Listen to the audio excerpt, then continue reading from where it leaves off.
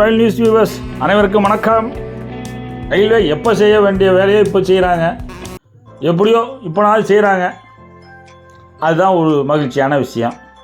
தண்டவாள பராமரிப்பு பணியில் ஈடுபடுற எல்லா செக்ஷன் இன்ஜினியரும் இந்த மாதிரி ஒரு மோட்டார் ட்ராலி வச்சுருப்பாங்க.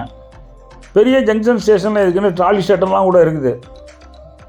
மோட்டார் ட்ராலியில் போய் தான் ட்ராக்கோட அலைன்மெண்ட்டை பார்க்குறது, ட்ராக்கோட கண்டிஷனை பார்க்குறது, பாலங்களை போய் செக் பண்ணுறது, இந்த மாதிரி வேலைகளுக்காக தான் அந்த ட்ராலி வச்சுருக்காங்க. ஆனால் அது கன்வீனியண்ட்டாக இல்லை அவங்களுக்கு. உத்தரப்பிரதேச மாநிலத்தில் நார்த் ஈஸ்டர்ன் ரயில்வே ஒரு டாடா வேனை வந்து மோட்டார் ட்ராலி மாதிரி கன்வெர்ட் பண்ணிட்டாங்க.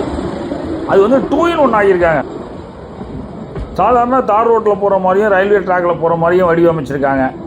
ரோடு கம் ரயில் ட்ராலியாக அதை பயன்படுத்துகிறாங்க. மழை நேரத்தில் மோட்டார் ட்ராலியில் போய் அவங்களால இன்ஸ்பெக்ஷன் பண்ண முடியல. பெரும்பாலும் மழையில் தான் பிரச்சனைகளும் வருது.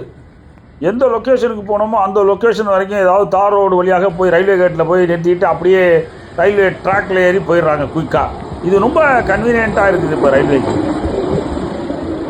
மோட்டார் ட்ராலியை வந்து ரயில்வே விதிகளில் ட்ரெயின் ஆட்டம் தான் ட்ரீட் பண்ணுவாங்க. ரயில்வே விதிகளில் ட்ரெயினை மோட்டார் ட்ராலி ஃபாலோ பண்ணுறதுக்கு அனுமதி உண்டு. மோட்டார் ட்ராலியை பல மோட்டார் ட்ராலிகள் ஃபாலோ பண்ணுறதுக்கும் அனுமதி உண்டு. ஆனால் மோட்டார் ட்ராலியை ட்ரெயின்கள் ஃபாலோ பண்ணுறதுக்கு அனுமதி கிடையாது. இந்த ரயில் கம் ரோடு ட்ராலி வந்து பரிச்சார்த்த முறையில் தான் செஞ்சுருக்கிறாங்க. ரயில்வே விதிகளில் எந்த மாற்றமும் பண்ணலை. மோட்டார் ட்ராலி உள்ள விதிகளை இப்போதைக்கு பின்பற்ற சொல்லியிருக்காங்க. மல்டிபர்பஸ் வெஹிக்கிள்னு உத்தரப்பிரதேச ஆர்டிஓ ஆஃபீஸில் ரிஜிஸ்டர் பண்ணியிருக்காங்க. ஆர்டிஓ ஆஃபீஸில் வந்து ஓன் போர்டு கொடுக்காம கமர்ஷியல் வெஹிக்கிளாக தான் அதை பர்மிட் பண்ணியிருக்காங்க. போர்டு வெஹிக்கிளாக யூஸ் பண்ணுறதுனால ஆர்டிஓ ஆஃபீஸில் இதுக்கு இன்சூரன்ஸ் எடுக்க சொல்லிட்டாங்க.